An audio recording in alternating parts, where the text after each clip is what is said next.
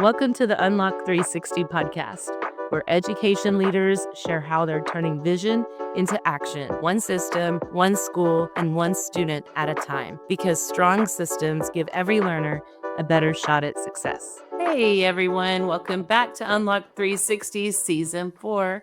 I'm your host, Wendy Davoud, and joining us today, we have Carrie Reed, who serves as the Deputy Superintendent of Splendora ISD in Splendora, Texas, a district serving approximately 5,900 students. Welcome, Carrie. Hello. It's great to have you on the show. I think we may have something in common in terms of the year that we graduated from high school. Mm-hmm. I'm looking at your background. Are you a 95er? I am a 95er. Yep. Okay. Well, great. It's good to have you. And it's also so cool because I just had one of your principals on the show recently, Harrison Gillespie. So it's great to have you. Um, Carrie, will you share with our audience a little bit about your journey that led you to becoming the Deputy Superintendent of Splendora ISD? Sure. I never aspired to be a deputy superintendent. When I was a little girl, when people asked, what do you want to be when you grow up? It is never, deputy superintendent is never, I never said that. I never said I wanted to be a principal. I just wanted to be a teacher. And even today, someone said I was an executive. I said, actually, I'm a fourth grade teacher just sitting in this chair, but I'm still a fourth grade teacher. Yeah. And so my journey just started with really loving kids. I started as a substitute actually in Splendora ISD when I was finishing up my degree and kind of going through a tricky time in my life. And just the only time I felt like real authentic joy was when I was in the classroom. And so even though I was, going through my program and I was going to graduate soon, it just confirmed that this is what I wanted to do. I truly loved the classroom. I loved working with kids. So I was hired as a teacher in the same district that I graduated from and was a substitute teacher in. And so now that I got my own classroom, which was a really big deal for me because it was just a dream. So I taught fourth grade and I taught second grade. I had an opportunity to become a math instructional coach.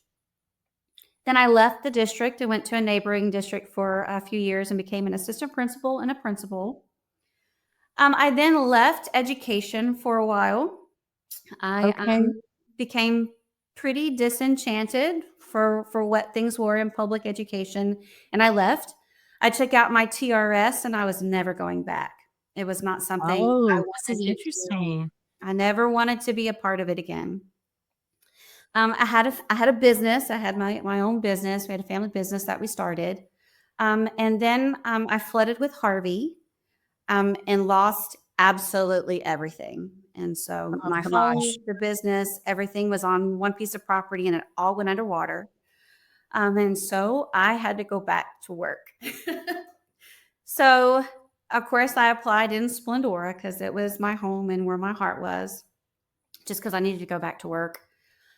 I was hired as an instructional specialist at one of the elementaries. And at the time, that role was part-time campus and part-time central office, writing curriculum, working with teachers, working with principals. That is where I encountered Dr. Jeff Burke, who was the superintendent. Okay. When I heard him talk about whom we are accountable to, birthed this spark back inside me for public education. We are accountable to our students, to our parents, to our community members, and to our stakeholders. And so what are we doing to ensure that we produce this child that is truly life ready? And how do we hold ourselves accountable with that? And when he spoke, like this is it. Like, this is what I believe in. So then I was given the opportunity to open Timber Lakes Elementary in the midst of the pandemic. So I was named in January. The pandemic in March. So we were opening a new school in the midst of the pandemic. My interviews with the architects was through Zoom. And so they say things like, do you like this furniture? And I'm zooming in. I think I like it. It looks great. That color might work. I don't know. Yeah. we couldn't let parents into the building, of course, because it was COVID. And so I remember I did a Facebook Live from my home with the building map on the wall. Uh-huh. And I took the community because my campus had a Facebook Live, and I took them through the hallways, through the front door. And if you're a fourth grader, this is where your classroom will be. If you're a third grader, this is where your classroom will be. Wow. It was important for me for them to feel involved in the creation of this campus, even though we physically couldn't go there. Mm-hmm. And so we did these teacher reveals through Facebook Live sometimes, or just through dropping Facebook. Can you guess like who's going to be this teacher? And we would drop some hints because this Yeah. place was kind of really special. My dad was a pastor.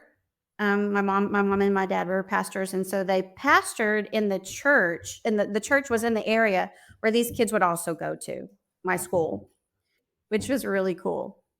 Yeah.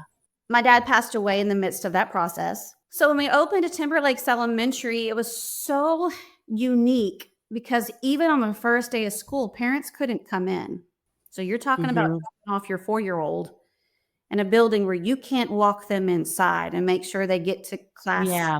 and put their backpack up. We had this weird kind of meet the teacher situation where we opened the building on a Friday night. Teachers weren't required to be there because of COVID. Yeah. And we just had their pictures because it was glass. The classrooms, a lot of the wall is glass. And we put their picture so they could see their teacher.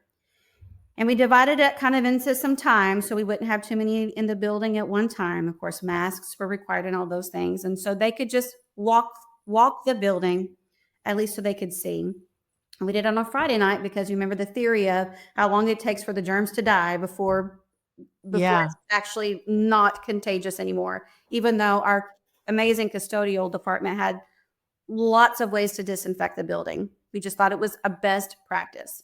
So the first day of school comes, they're dropping their babies off, and it is like party on the front porch. I mean, we have people dressed, we've got music. It's like, please don't cry, Yeah. you don't know us. But it was so beautiful. Our superintendent decided to do a staggered start, which was the best decision he could have ever done. Didn't do it just for us. He did it for everybody, but for us, it worked especially well, opening a new campus. So we were able to really make sure the littles, as they entered the campus, got to the right place, that they felt safe and loved. And our teachers did a beautiful job of sending pictures through, the app. We were very interactive on Facebook because our community lives on Facebook more so Okay. than other social media platforms. So we were going live all the time. We were posting pictures because it was important that even though they couldn't get in there, they felt a part of what was happening. Yeah. We were still growing a community, even though you can't come inside. So This we is so interesting. yeah, Yeah. when we think back through, when I talk with my team, like, wow, we did that. That was Yeah. we did that. And so of course, Yeah. eventually things opened up and kids could come back in school, and it was really great. But so that was our opening a campus in Yeah. COVID.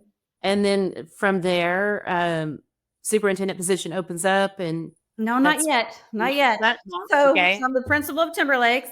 And so the executive director of teaching and learning position opens up. I'm Okay. still loving Timberlakes Elementary. I'm loving being a principal, but it's always good experience, right? So I Yeah. interviewed for executive director of teaching and learning. I got that job, sat in that role for a year.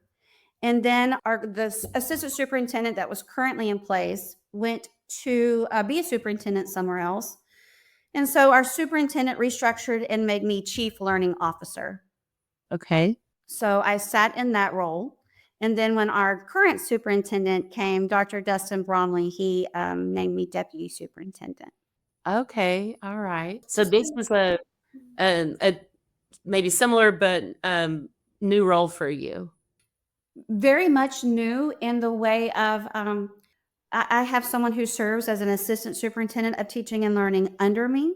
Okay. And so that is new because she's amazing and she's able to do some of the targeted work that I wasn't able to do because of all the other areas I was also having to focus in. So And then under the assistant superintendent of teaching and learning, we have a director of elementary and a director of Okay. secondary, which is so complete restructuring, which has really helped to accelerate the progress of student achievement because of Okay. the focus Mm. we're able to do on instruction. Yeah, that's great.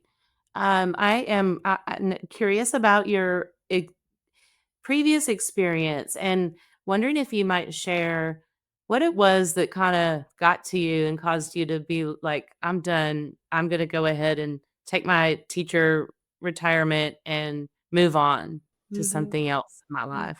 Yeah.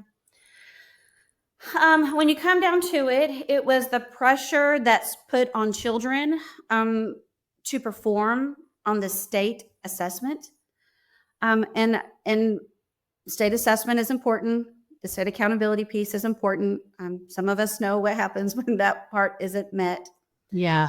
But when I had third graders throwing up in the morning because of the pressure of the organization had put Mm. on this one day performance, it broke my heart. There are also some things in leadership that I'm a very loyal person. And if I can't align with you perfectly, I'm probably not going to get on that bus Yeah. because I'm either with you or I've got to go a different direction. So there are other things as well that I just, in my perspective, had only been two districts, and both of them at that time were very similar in philosophy and thought. And so my overarching view is this is public education. Okay. Yeah. And then what was it about what your superintendent said that really sparked that passion again in you? Hmm. It really was about what accountability looks like. And yes, the state accountability is a part of that. Like our students do Um, need to show mastery on state assessments. That's important. But we're also accountable to our kids. Like when they graduate high school, are they walking away with skills where they can walk into college, they can walk into the military, they can walk into the workforce and be prepared? mhm. Do our parents feel informed about what's happening? Do they feel it a part of the community? Are we building authentic community partnerships? Do they feel like they're a part of the school? Are we fiscally responsible? Mhm. Are safety and operations, are those things truly working like they should be? Do our recruiting methods measure what our community looks like? Do our kids look like our teachers? Do we show an equal representation? So it's truly this holistic look at public education instead of just one perspective. Yeah. I love that. That's inspiring, and, it I don't know, I'm happy that something, someone, this new perspective relit your passion for public education. That's a neat story. That's a neat story, and wow, like, then you lose everything from Harvey. It was a tricky time. And, starting over has never scared me. You just, when you leave education or when you leave a principal role, you're not sure what that next step will look like. But I just knew the Lord would handle it. Yeah, thank you so much for sharing. And I'm curious on a different note about Splendora ISD's priorities. There are so many things that we have to do as educators, and it's just like trying to stay focused in a whirlwind of constant, change and evolution of practice and all of those pieces. What is Splendora focused on this year? What are your priorities? Mhm. Because we believe in that, we call it the CBAS, the community based accountability system. So there isn't just one lens we're looking through. So my lens as Deputy Superintendent of Academics is mainly on instruction. And I Okay. also support multilingual services and counseling and special services. And so for us, it really is moving the academic achievement of each child, looking for academic growth no matter where you are. And that's the beauty when you look for kids, right? Because if you set the bar and say, if you don't achieve it, here it is, you failed. Instead of Yeah. saying, where were you? Let's grow you. You may not hit here today. And you may not hit here by the end of the month or end of the year, but Yeah. let's celebrate your growth. And so that's really what we're doing, which does translate into accountability, because the way the accountability system has shifted, students are recognized for growth. Yeah. So that's really where we are focused on. As a district, we do have a strategic plan, and we have a few documents that make up our strategic plan, and that's our strategic direction, our balanced scorecard, and the community-based accountability system. Most of those documents, not the balanced scorecard, but those other documents, were created about 2017. Okay. With a committee of people, very in-depth process, really with parents, some stakeholders. But what we noticed is we are not the same district in 2025 that we were in 2017. So we are Right. going through what's called a strategic direction refresh. Okay. Really looking through what adjustments need to be made, because an organization dies when you say it's just because it's the way we've always done it. That's when Right. vision dies. That's when mission dies. That's when passion dies. And so looking through that lens of what needs to be revamped, because we aren't the same district, has been really good for us. So we've gone through this process with committee members, parents, stakeholders, community members.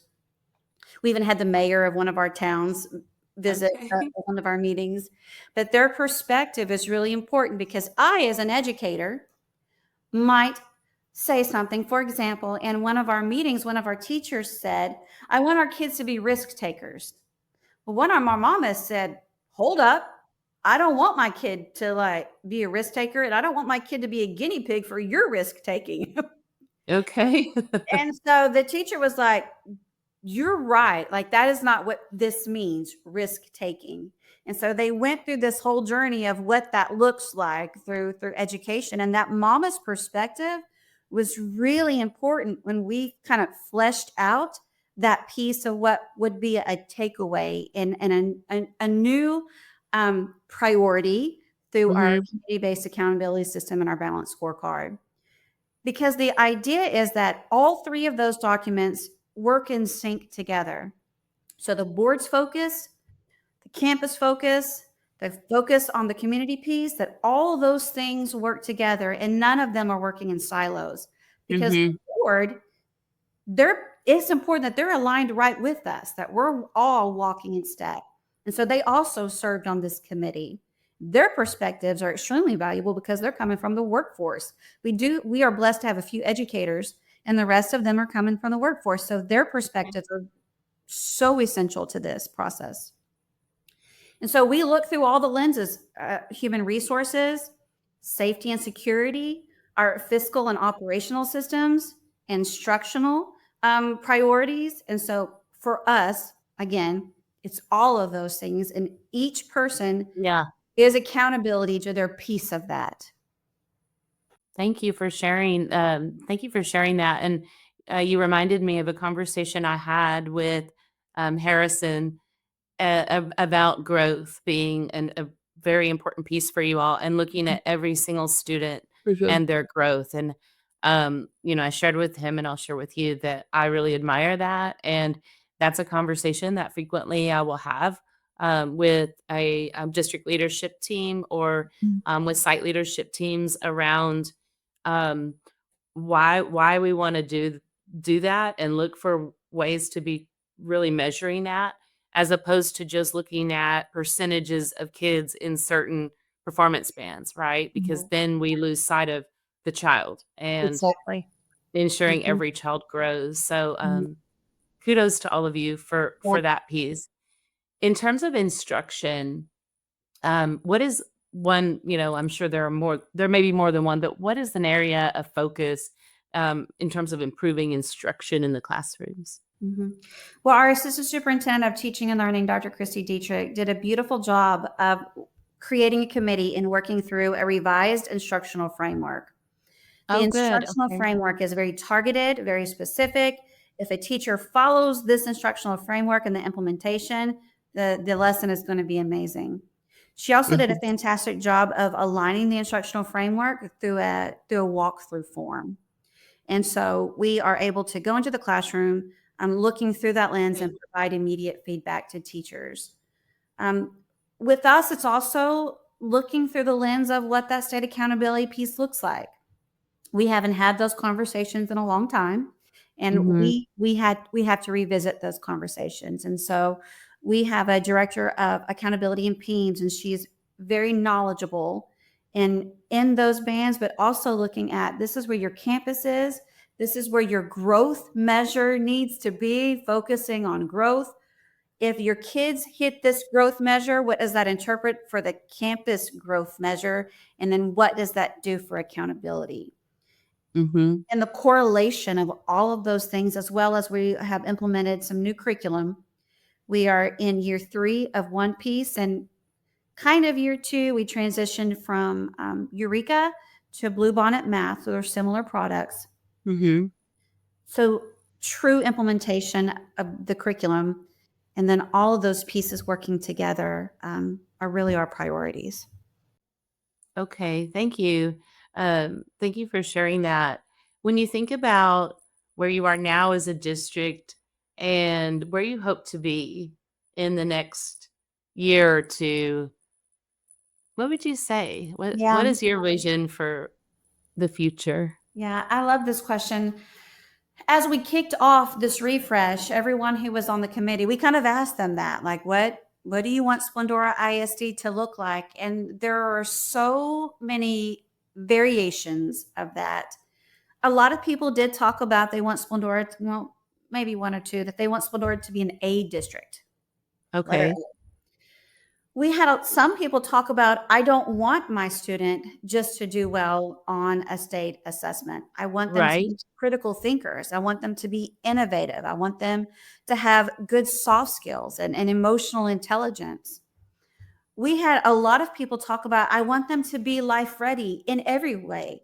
Yes, I want them to pass state assessments. I want them Mhm. to do well on SAT and ACT and TSIA too. Like, I don't want my child to have to take a remedial math class when they get to college. I want them Right. to automatically be able to take their college class. We have a fantastic early college high school. Our CTE program is amazing. The amount of offerings we provide for children is incredible.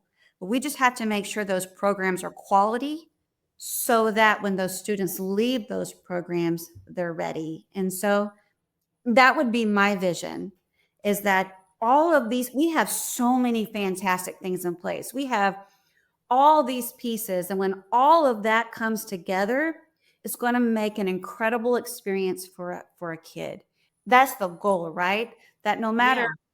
no matter what organization you're in, no matter where you kind of live in the system, that when you leave, we have provided you with every opportunity to be a successful adult. Yep, that's the whole purpose, right? The service to the students. And so you all are putting pieces in place, really, re revamping or redesigning your priorities and your strategic plan, and just trying to bring them all together Mhm. is the vision for the coming future, the next Yeah. year. And So, what's great about Splendora, we're also a national showcase district for capturing kids' hearts. oh Because yeah, okay, in good. the middle of that, you've got to keep that in mind. And so relationships are very important, and not just between teacher and student, but student to student, teacher to teacher, teacher, principal to central office. Like, relationships have to be the center of that, and the social contracts that kids create and sign. I was in a lot of classrooms yesterday, and the classrooms have a student ambassador. And one of the things they say is, would you like to sign the social contract? Yeah. I always say yes. Yes. And Yes. so I go to the social contract, and I usually will ask them, of all these words, which one do you think has the most impact on your class? And inevitably, they'll say things like kindness, respect, being nice to each other. And I'll say, like, Mhm. why? And they'll say, because if everybody is kind, we're going to have a great day. Yeah. or we'll be able to learn. Like the class will be in a way that I can learn what I need to learn. And so the social contract in itself can transform a school culture because it's not rules, it's who we want to be as people. And when Yeah. kids see it through that lens, it changes the classroom environment. Yes, it does. I'm a Capturing Kids' Hearts fan. Implemented it as a teacher when I was still in the classroom, The and since partner with several districts and schools that implement, and Mhm. I not all become a national showcase. I do know another, but that is an absolutely an honor. I love it. It's good stuff. Yes. It is good. Our board, even at the board meeting last night, they start with good things. Do they? Mhm. Okay. And Yeah, I so love that's it. important. And it's, and the busyness of a meeting, it could be so important. It could be so easy to skip good things. But that's an important piece of that meeting. You get a moment to bond as a team. Like I didn't know you liked going camping, or I Yeah. didn't know that we had one that just bought a hot tub. I didn't know that you just bought this hot tub and you're having Yeah. such a great time. Because it's knowing those pieces of one another that builds the relationship, which impacts the culture. It certainly does. Yes. And you're right. We can get so caught up in the purpose or the agenda of a meeting that we forget to connect. And Mhm. that's one simple way to make Yeah, those connections. Yeah. absolutely. So was it just in this board meeting that someone shared about the new hot tub? No, that's someone who is in the HR department. We were at a meeting. She referenced it yesterday in another meeting that she had said it before. But yes, she referenced the hot Okay. tub yesterday and how much they are enjoying it and hoping it's cool. But Isn't it funny? those are just important pieces. It's just funny the things that we can take away from that part of, capturing kids' hearts and the experience, and, Yeah. yeah, I love that. So, I am also just curious about kinda taking it more to the teacher level in the system. Mhm. What structures or systems do you all have in place for teachers to work together? Mhm. So we do have PLCs. They attend PLC. Now it looks different at elementary than it does in secondary. So secondary does their best to align with the departments and the content areas, um, as does elementary too. But they do have professional learning communities, and we do what's called lesson design time. And Okay. so the PLC might look more like analyzing data or the work or evidence. And the lesson design is really looking at what your lesson structure looks like. Going through, we call internalization documents, and that's part of the Bluebonnet, right? You internalize Okay. the lesson.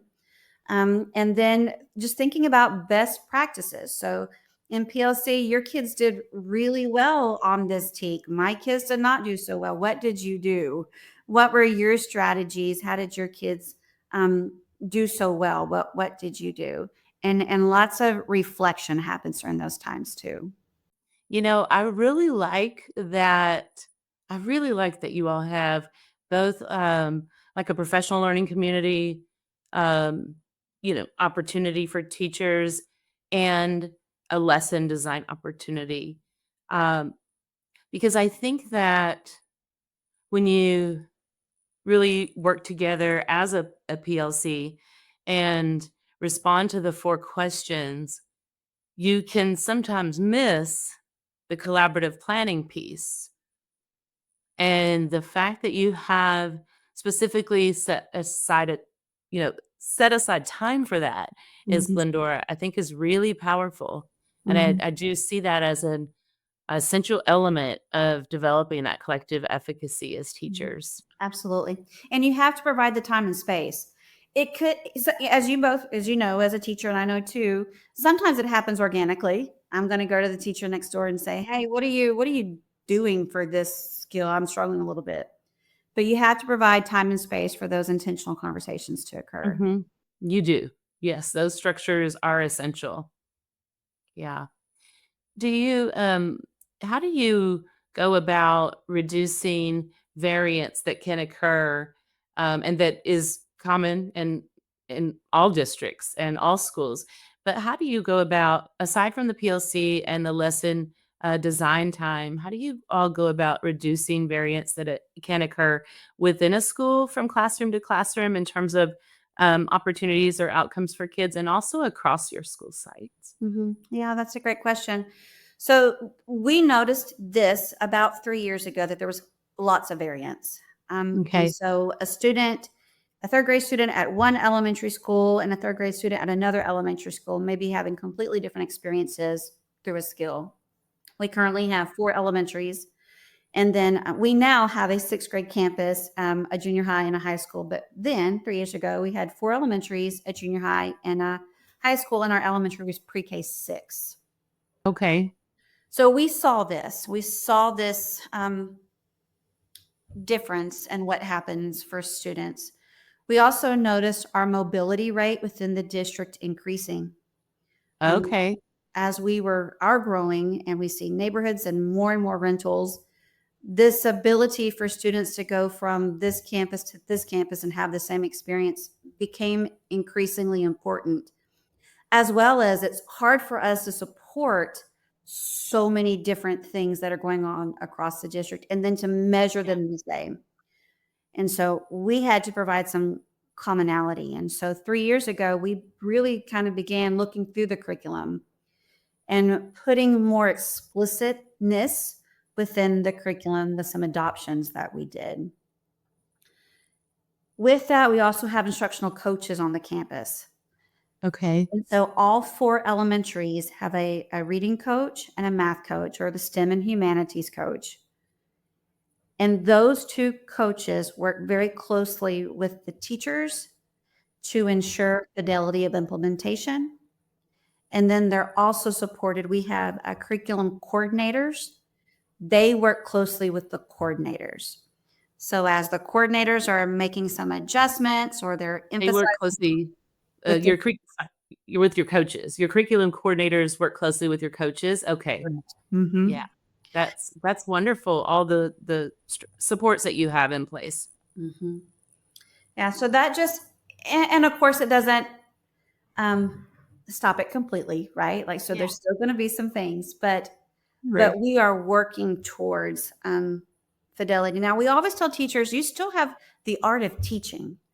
Like, you still can put your stamp on it. You still have Yeah. the right to design. We worked very closely with the Schlechty Center for a long time and on design qualities. Like, we haven't abandoned those things, but these are the skills that we're gonna focus on. And these are the steps that we're gonna focus on, but you can't Yeah. lose the art of teaching. I love that. That is so important. So it does sound like a nice balance of we're in this together and we have a sandbox within which we can play, Perfect. and we have some, professionalism and in terms of decision making, but there's still a box that That's we're all gonna. exactly right. Yes. Yeah, Mhm. that's great. Okay, last question. I'm curious about developing leaders. How do you go about Mhm. identifying and developing leaders in the system? Mhm. I love that. Some leaders rise organically, like you can point them out Yeah, right away because they're leading in their classroom, right? And they're leading teachers, even though they're not a leader, they're very much a leader. I appreciate. Sorry. I apologize for Mm. interrupting, but that got me jazzed because I don't hear that often enough, and I really appreciate and value that perspective. That even though they may not hold a title that is seen or that they think of as, being a leader within a school district system, they're leading a classroom of kids every Leads and day. skill bumps, absolutely. Yeah. Mhm. Yeah, they are leaders. And I've seen them even within their grade level. Like, you ask a question, they all look at Miss So and so. Like, I'm not going to answer until she speaks, because she is Yeah. just this natural leader. Like, nobody's named her leader, but Mhm. she is a leader that way. So we do have what we call exceptional leader academies that our teachers or our staff can go through. We have exceptional leaders 1 and 2, and they happen after school, and it's a series of sessions that they go through. Our deputy superintendent, the other one, he leads those along with our executive director of with our Okay. principals. He works with our principals. but they can go through that. Now, for me specifically, you have to give them opportunities to shine. Because as a leader, it is easy for me to step in and lead the meeting with my agenda. We're going to go through it all. I'm going to talk about it all. I'm going to facilitate it all. I'll wrap it up at the end, and then you can all go back to your spaces. Yeah. But that doesn't grow anybody. And so, what I'll often do is say, you're going to lead this meeting. Let's meet beforehand. Let's talk about your agenda. Let's talk about some questions that you might be asked. Let's talk about what your next steps will be. Let's flesh that agenda out. And I'll be there if you need me to, but you're leading this meeting. Yeah. That scaffold support and that you're still there for me if you need me. But they're the ones doing the work, and it builds that confidence slowly. And then often we'll debrief after. So how'd it go? What did you feel? What were your hiccups? If you were to do it again, what would you do differently? When you're truly growing leaders like in real time, that's very impactful. Yeah, it sure is, and very close to my heart and practice as well. Carrie, thank you so much for being on the show today.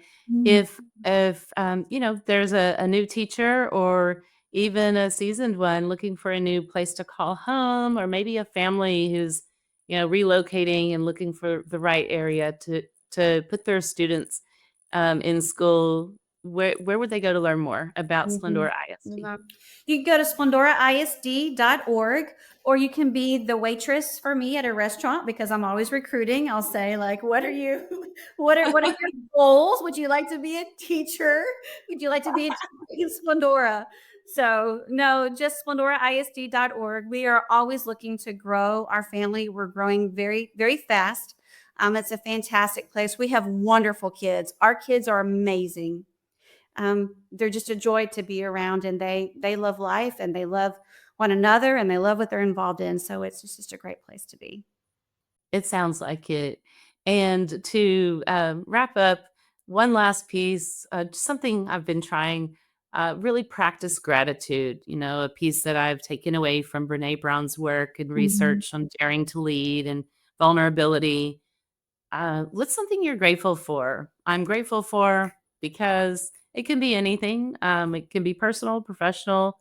Mhm. Just curious, what are you grateful for today? Of course, I'm grateful for my family. They are the reason why I get up and I continue to work hard. I love them very, very much.